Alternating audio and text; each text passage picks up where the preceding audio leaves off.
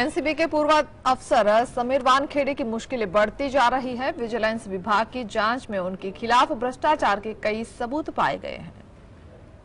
शाहरुख खान के बेटे आर्यन खान को गिरफ्तार करने वाले नारकोटिक्स कंट्रोल ब्यूरो के पूर्व अधिकारी समीर वानखेड़े एक के बाद एक खुलासों के चलते मुश्किलें में गिर रहे हैं। अब जानकारी सामने आई है कि वानखेड़े ने अपने परिवार के साथ कई विदेश यात्राएं की थी। यही नहीं, वानखेड़े के पास आय से अधिक संपत्ति भी है।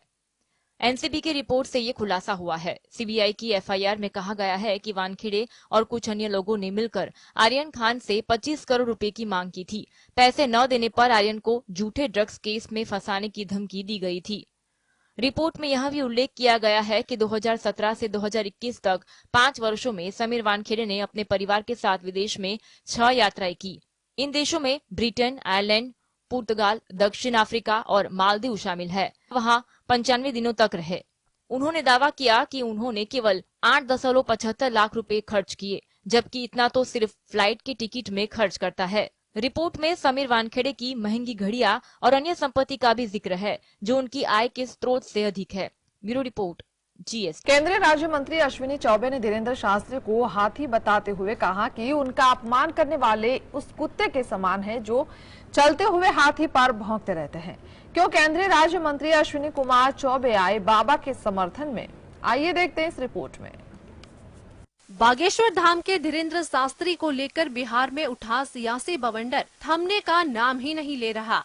जेडीयू और आरजेडी नेताओं की ओर से धीरेन्द्र शास्त्री पर लगातार सवाल उठाए जा रहे हैं। इन सबके बीच केंद्रीय राज्य मंत्री अश्विनी चौबे ने धीरेन्द्र शास्त्री को निशाने पर लेने वाले नेताओं को अटपटा बयान दिया है। सांसद अश्विनी चौबे ने बिहार के बक्सर की यात्रा के दौरान कहा कि बागेश्वर धाम के धीरेन्द्र शास्त्री का अपमान करने वाले लोग कुत्ते के समान हैं। बक्सर यात्रा के दौरान ही उनसे धीरेन्द्र शास्त्री को लेकर सवाल पूछा गया था, जिस पर उन्होंने कहा कि जो लोग बाबा का अपमान कर रहे हैं वो सब कुत्ते के समान हैं। केंद्रीय राज्य मंत्री अश्विनी चौबे ने धीरेन्द्र शास्त्री को हाथी बताते हुए कहा कि उनका अपमान करने वाले उस कुत्ते के समान है जो चलते हुए हाथी पर भौंकते रहते हैं। उन्होंने कहा कि जो लोग बाबा पर भौंक रहे हैं, भौंकते रहे, बाबा पर इसका कोई असर नहीं पड़ने वाला है। उन्होंने आगे कहा कि बिहार में युवा संत का अपमान हुआ है, उनके पोस्टर फाड़े गए और पोस्टर पर कालिक पोती गई है। बिहार के भक्त इसका बदला लेंगे और ऐसे लोगों को समुद्र में फेंक देंगे। ब्यूरो रिपोर्ट, जी।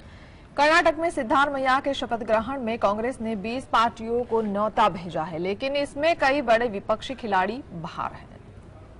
कर्नाटक में शानदार जीत के बाद सिद्धारमैया के शपथ ग्रहण समारोह को कांग्रेस भव्य बनाने की पूरी तैयारी कर रही है। शपथ ग्रहण समारोह को 2024 के लिए कांग्रेस के ट्रेलर के रूप में देखा जा रहा है।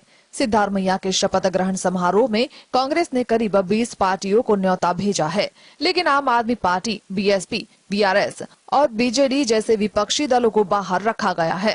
कांग्रेस सूत्रों के मुताबिक सहयोगी दलों के अलावा उन्हीं पार्टियों को न्योता गया है जिनके साथ गठबंधन की संभावनाएं हैं।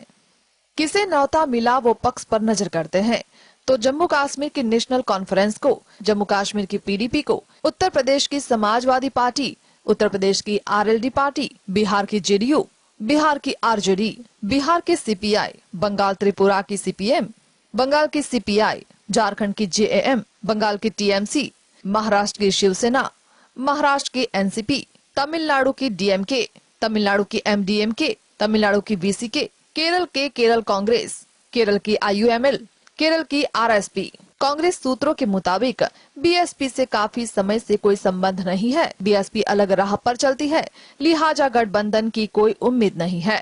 यूपी में कांग्रेस अखिलेश और जयंत चौधरी के साथ समीकरण बना रही है। Bureau report, GSTV। नेता सुभाष महरिया ने पार्टी के अध्यक्ष मल्लिकार्जुन को लिखे पत्र में कहा कि साल 2019 लोकसभा चुनाव में हार मिलने के बाद आज तक एक भी समीक्षा बैठक नहीं हुई। विधानसभा चुनाव से पहले कांग्रेस को लगा तगड़ा झटका। सचिन पायलट के करीबी ने दिया इस्तीफा। क्या सचिन पायलट भी चलेंगे इस राह पर?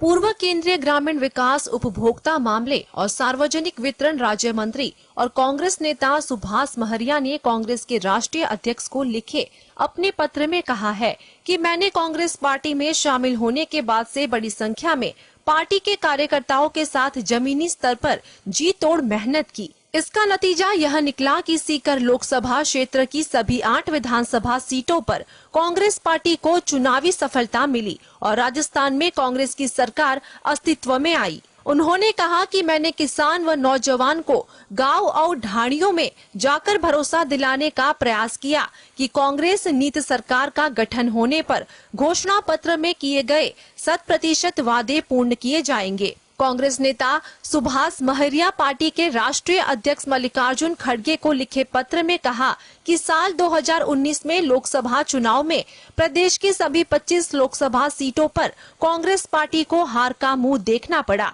परंतु कांग्रेस पार्टी द्वारा एक भी समीक्षा बैठक आज तक नहीं की गई। वर्तमान में सत्ताधीश कांग्रेस नीति सरकार घोषणा पत्र के वादों को पूर्ण रूप से भुला चुकी है। Bureau report, GSTV। Baspa supremo Mayawati ने गुरुवार को लखनऊ स्थित पार्टी दफ्तर में बैठक की। इस दौरान उन्होंने आगामी चुनाव को लेकर गठबंधन पर संदेश दिया है। क्या 2024 के लिए मायावती फिर करेंगी गठबंधन? आइए देखते हैं अंदर की बात में। उत्तर प्रदेश में निकाय चुनाव के नतीजों से बीजेपी के विरोधियों को झटका लगा है। कर्नाटक में कांग्रेस की जीत के बाद बीजेपी के कई विरोधियों के सुर बदले हुए नजर आ रहे हैं। वहीं कांग्रेस ने भी बीजेपी के विरोधियों के प्रति अब नरम रुख दिखाना शुरू कर दिया है। कांग्रेस ने कर्नाटक में शपथ ग्रहण समारोह के लिए यूपीए के तमाम सहयोगियों को निमंत्रण भेजा है। कांग्रेस ने समाजवादी पार्टी प्रमुख अखिलेश यादव को निमंत्रण भेजा गया है। हालांकि बीएसपी चीफ मायावती को शपथ ग्रहण के लिए निमंत्रण नहीं भेजा गया, जिसके बाद सपा का कांग्रेस के साथ गठबंधन पर तमाम तरह की अटकनें लगाना शुरू हो गई है। हालांकि दूसरी ओर मायावती ने लखनऊ में बैठक कर गठबंधन पर स्थिति फिर से स्पष्ट कर दी है। बीएसपी चीफ ने पार्टी नेताओं के साथ बैठक में स्पष्ट कर दिया है कि 2024 के लोकसभा चुनाव में किसी पार्टी के साथ गठबंधन नहीं करेंगी। रिव्यू मीटिंग उन्होंने पार्टी नेताओं और संगठन के लोगों को ये संदेश दिया।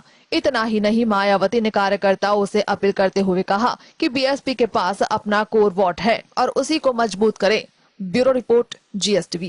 चोपड़ा और राघव चड्ढा ने हाल ही में सगाई की है। फिलहाल इस कपल की तस्वीरें और वीडियो सोशल मीडिया पर छाए हुए हैं।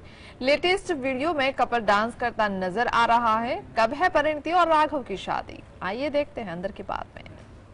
परिणीति चोपड़ा, राघव चड्ढा सगाई के बंधन में बंध चुके हैं। अपनी अपनी फील्ड में फेमस इस कपल ने 13 मई को दिल्ली के कपूरथला हाउस में क्लोज फ्रेंड और फैमिली की मौजूदगी में एंगेजमेंट की है। अपने इस स्पेशल डे पर परिणीति और राघव ने एक दूसरे के साथ खूब तस्वीरें क्लिक कराई और साथ ही दोनों ने जमकर अपनी सगाई का जश्न भी मनाया। सोशल मीडिया पर फिलहाल इस कपल का एक वीडियो वायरल हो रहा है, जिसमें दोनों दिल खोलकर डांस करते नजर आ रहे हैं। वीडियो में परिणीति चोपड़ा अपनी सगाई की बेहद खूबसूरत ड्रेस में डांस फ्लोर पर अपने अमेजिंग डांस मूव्स दिखाती नजर आती हैं। इस बीच राघव चड्ढा भी उन्हें ज्वाइन करते हैं और उनके साथ स्टेप मैच करने की कोशिश भी करते हैं। इसके बाद डांस फ्लोर पर फ्रेंड्स और फैमिली मेंबर्स भी खूब नाचते हैं। फिलहाल ये कपल अपनी शादी की तैयारियों में खूब बिजी हैं। मीडिया रिपोर्ट्स की माने तो परिणीति और राघव इस साल के एंड तक 7 फेरे ले सकते हैं। Bureau report, GSTV। मार्च के महीने में फिलीपींस सरकार की एजेंसी ने इंटरपोल की वॉच लिस्ट में शामिल सिख कट्टरपंथी संगठन के 3 संदिग्ध सदस्यों को गिरफ्तार किया था। भारतीय एजेंसियों को मिली बड़ी कामयाबी, भारत लाया गया खालिस्तान समर्थक आतंकी अमृतपाल सिंह। खालिस्तान समर्थक आतंकी अर्श डल्ला और कनाडा में मौजूद आतंकी सुक्खा दुनी की करीबी अमृतपाल सिंह को फिलीपींस से भारत लाया गया है।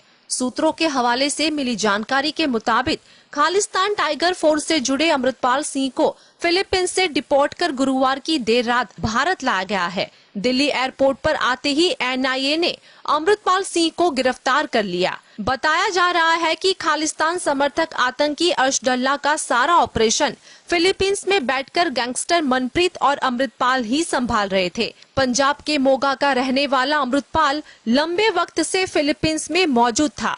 सूत्रों के मुताबिक उसके इशारे में पंजाब में कई खूनी वारदातों को अंजाम भी दिया गया था। इंटरपोल और सेंट्रल एजेंसी और इंटरनेशनल एजेंसी की मदद से भारत को बड़ी कामयाबी मिली है। बीते दिनों भगोड़े खालिस्तान समर्थक अमृतपाल सिंह को गिरफ्तारी के बाद ब्रिटेन में भारतीय दूतावास के बाहर सिख आतंकी संगठनों ने काफी उग्र प्रदर्शन किया था। इस दौरान खालिस्तान समर्थकों ने भारतीय तिरंगे को नुकसान पहुंचाने की कोशिश की थी। Bureau report, GSTV।